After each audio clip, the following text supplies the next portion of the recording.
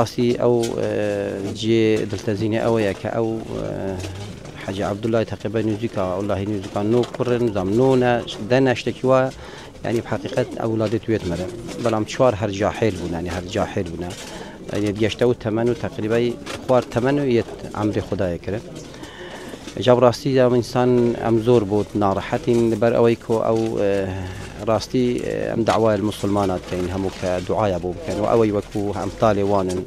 هو أم دعاء بود كين خداي بارين وأمري خداي تبارك وتعالى هر إنسان مروه كيف شيء وازكي امتحان كد بس ما دعوة لجنج جاحيل خو هاي كتوزك آقاداري خور بن نور دعوانا آقاداري خور بن مساعدة خوب كان راستی دا او رو داوا کارگریه که مزنه هایی سخلکی ما صدای کو بابا سو او کسانی که مسلمانن والله اوانا تقریبا چوار بونه یکیان هلی کم در ل که ورگرایا او درشویا